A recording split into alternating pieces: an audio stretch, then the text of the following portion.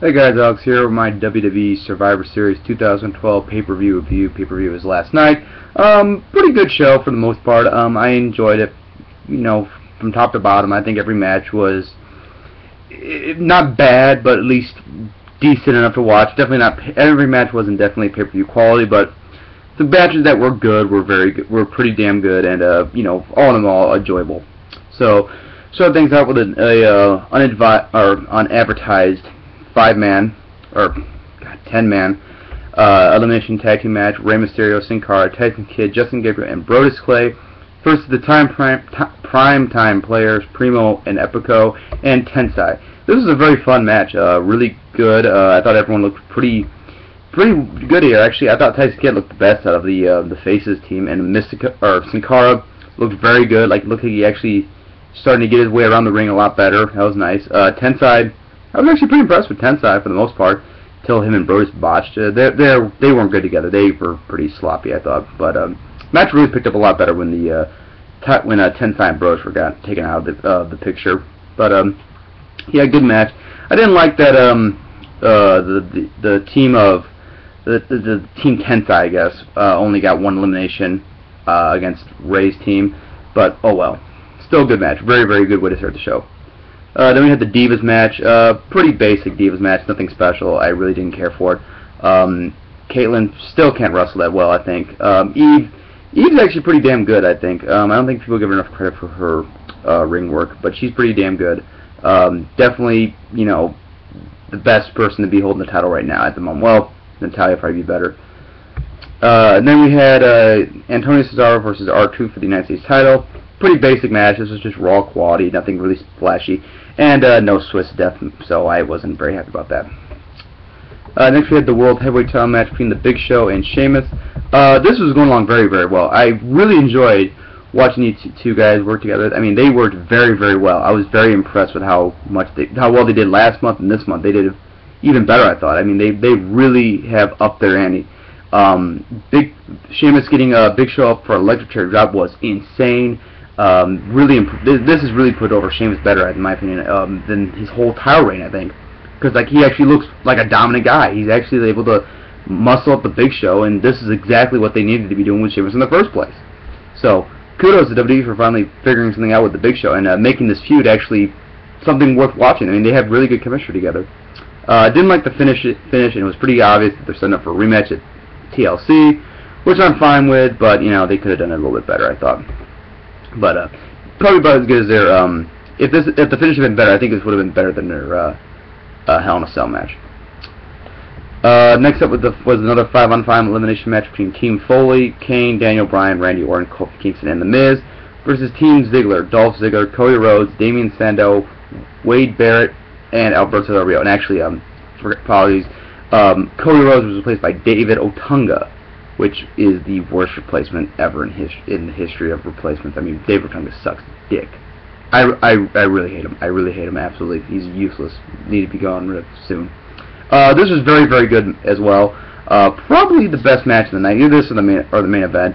Thought everyone looked good. The eliminations were a little bit sporadic. They were just randomly placed, and I didn't like that. I thought they were just too spread out, or just there was there was a spot where they just had a bunch of eliminations and they done. It was very uneven pacing, I think, for the eliminations. But the action in the ring was good. Everyone looked pretty impressive. Kingston did pretty well. Sandow didn't get a lot of offense, and unfortunately, Ziggler looked good. Alberto looked good. Wade looked good. Otunga looked like shit. Daniel Bryan looked very nice. Miz did pretty well for being the face. He didn't get a huge pop. This crowd tonight, that the pay-per-view really was not that good at all. So that's probably one reason the crowd wasn't too hot for Miz's new face turn. But I think that his the way he was eliminated worked a little bit. I thought a nice idea would have been if Orton had eliminated Miz by giving him an RKO, and that would have been a nice setup for Miz as the face and Orton as the heel. But whatever. But anyway, the final two for Randy Orton and Ziggler had a nice little back and forth, pretty short. Then Orton went for the punt. Ziggler countered and super kicked him, got the 1-2-3. Ziggler's the sole survivor. Thank God, because this is exactly what he needs to get himself kind of back on track with his whole eventual cashing for his Money in the Bank. So very smart move by WWE. Finally, they're getting their head out of their ass about pushing Ziggler. So that's nice. Good match though, really, really good. Next we have the WWE title match between CM Punk, Ryback, and John Cena. This match was alright. It followed the basic formula of a triple threat match where, you know, one guy's out of the ring, two guys are wrestling. Ryback and Cena didn't have that much work back and forth, I don't think. Not really.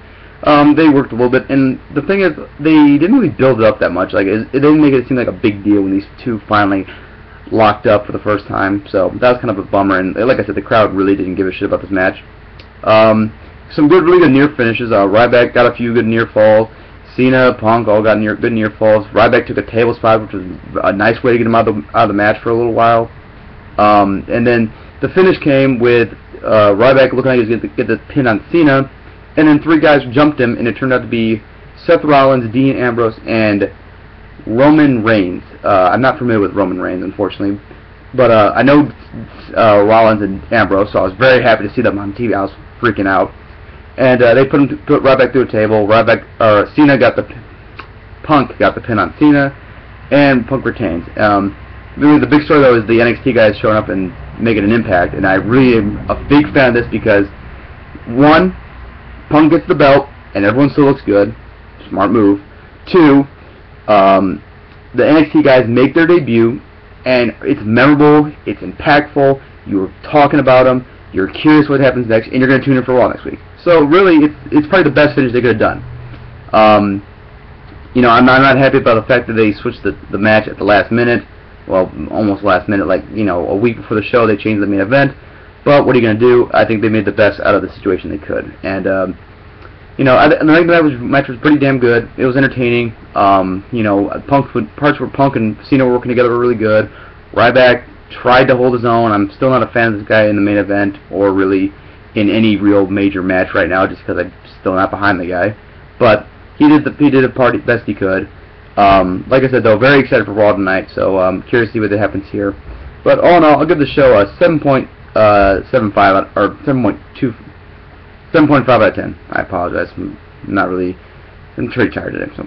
But a good show, not really worth going your way to check out, but a solid show, I think, from top to bottom. At least everything kind of was watchable, if nothing else. But not pay-per-view quality, but still worth seeing.